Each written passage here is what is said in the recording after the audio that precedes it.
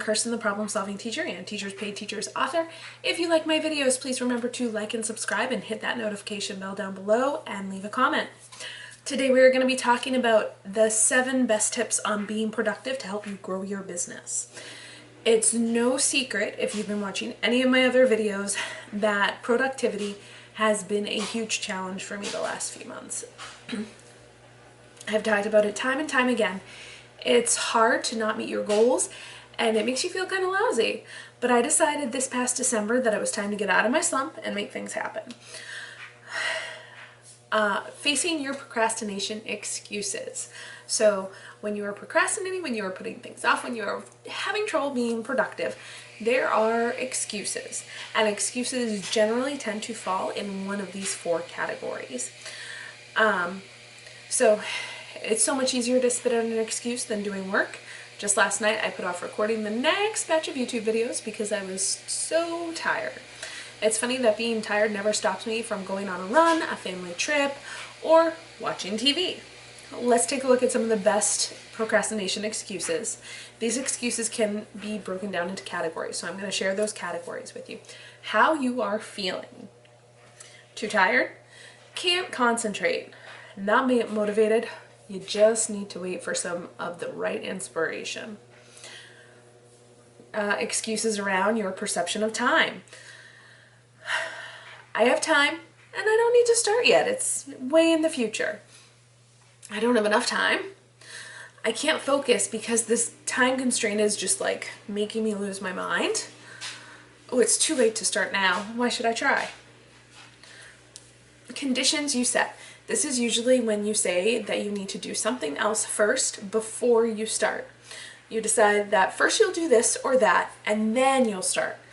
But what if you don't get around to this or that, or what if this or that takes forever, and so you never actually start?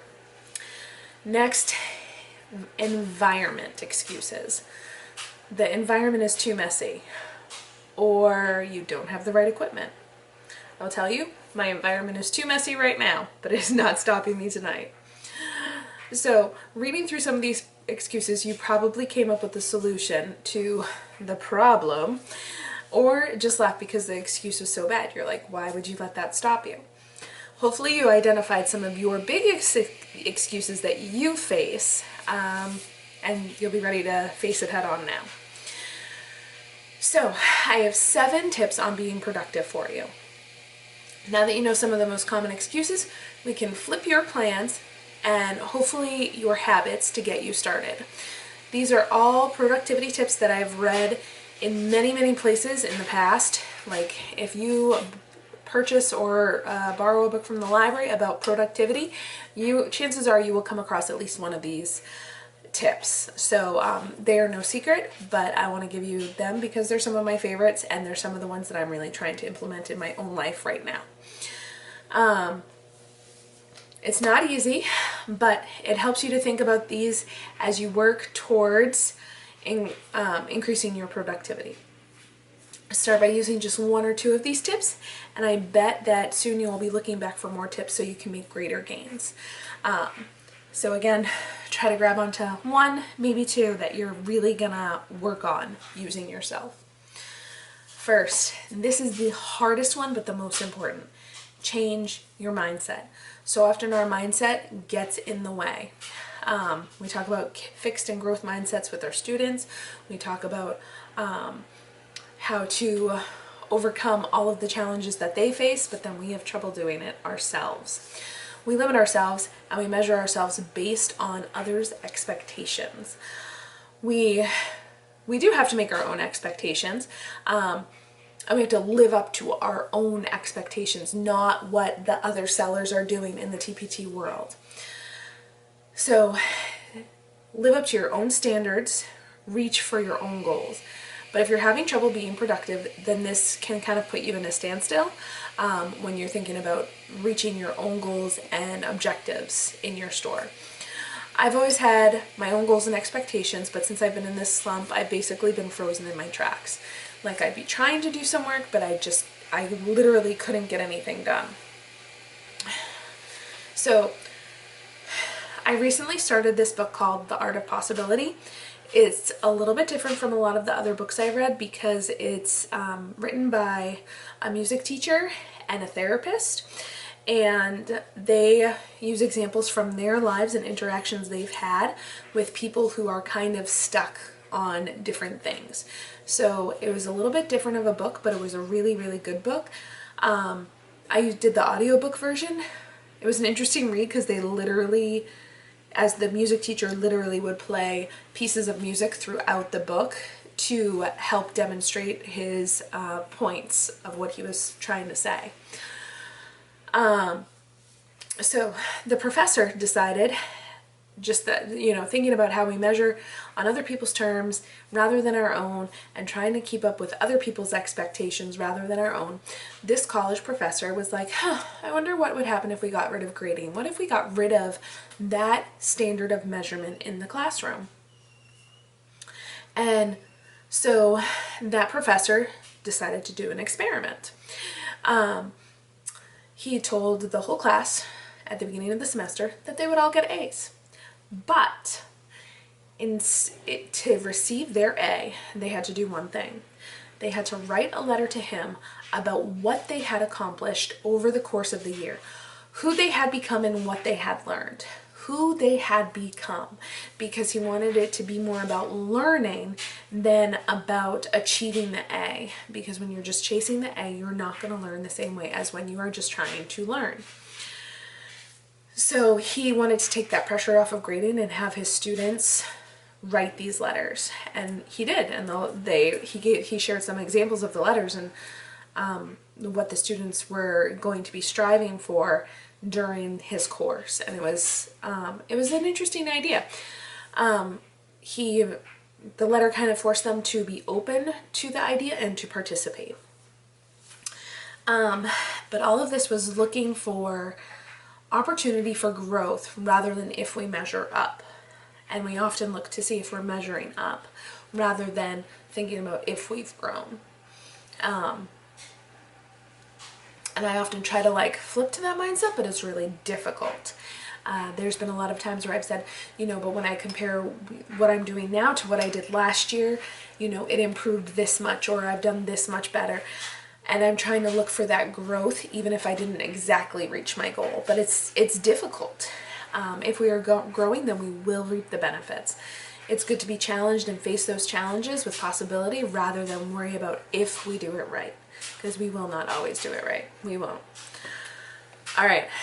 So that is the most complicated tip, then the most difficult one to try to start to implement, to try to look for the possibilities and the growth in our lives rather than if we are measuring up perfectly.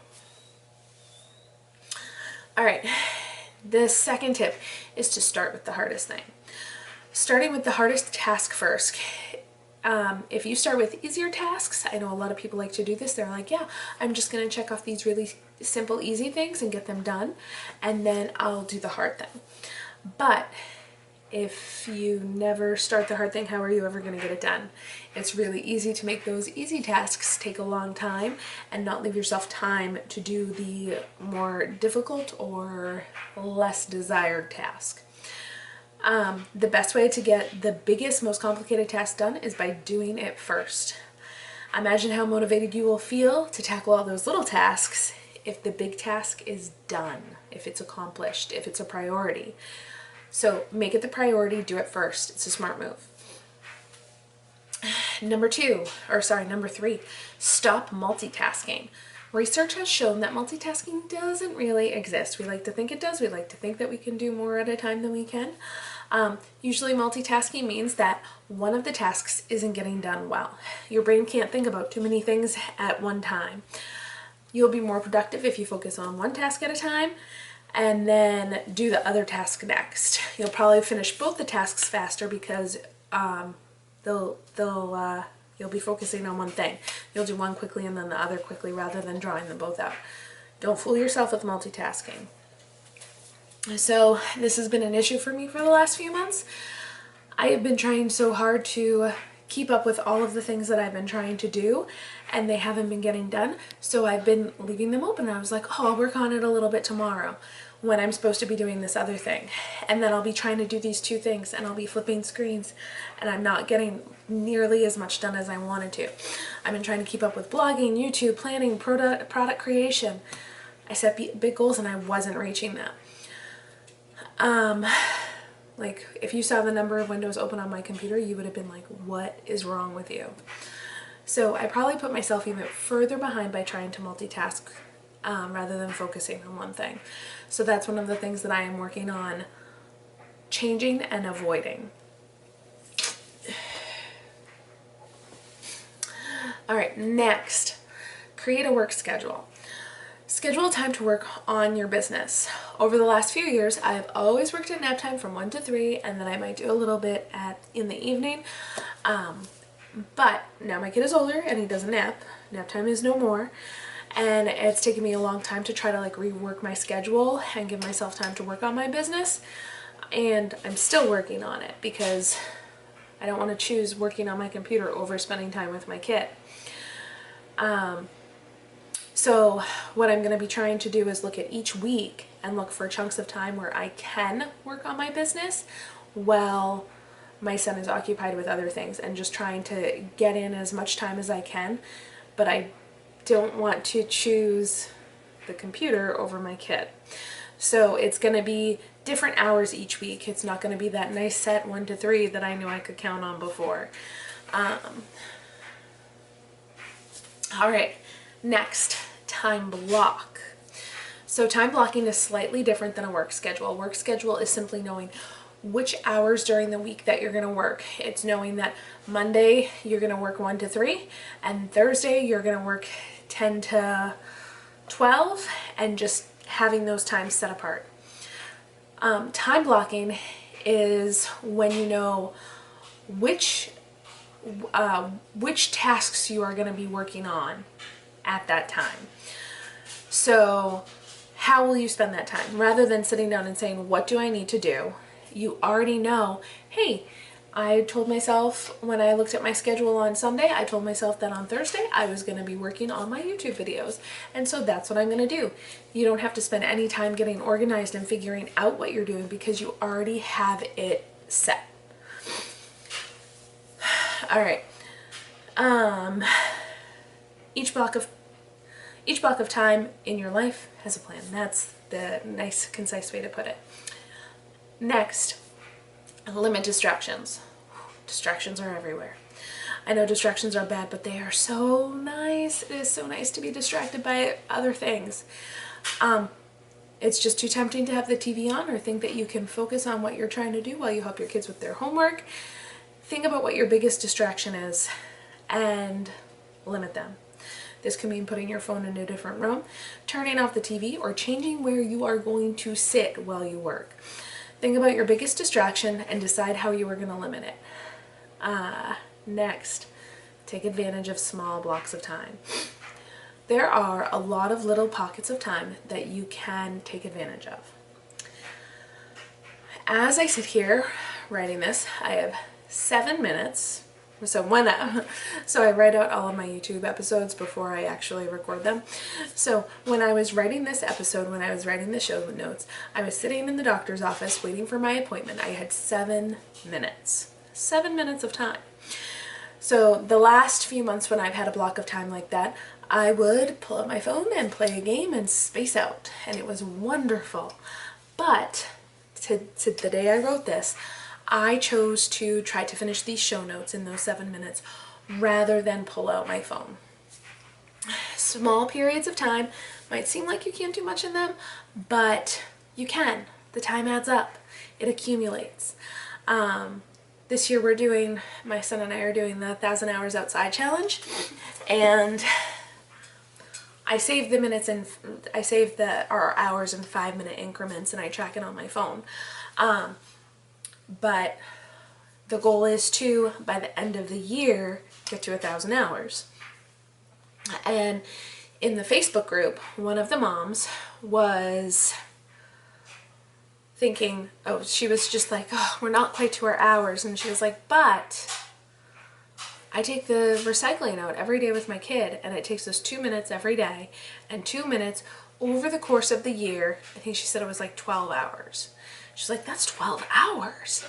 So just remember that the little pockets of time, excuse me, can really add up. All right, I have one more final bonus tip for you. Just start. Sometimes our excuses are legitimate, like, for real, you try to work and you're so tired that you just fall asleep. And it's not like a halfway asleep, like you are out for a couple of hours. You are that tired. So sometimes we truly need to do our work at a different time because of one thing or another. But what if you just started working and made that decision in a little bit? Like, what if I recorded one episode and then decided if I could manage to record the rest? Give yourself a shot to get the work done. Maybe once you get going, you'll be super productive, but you'll never know if you don't try. If you just avoid it and put it to the side and never start, you're not gonna finish it. Once you start working, it's perfectly okay to decide, this is not gonna work right now. I can't do this right now. But give yourself a chance first. Don't cut yourself off at the knees before you even start. All right, hopefully some of these productivity tips, hopefully you can grab one or two and really start to put them into use in your own life and help you become more productive. If you have any questions, please leave a comment below and have an awesome day.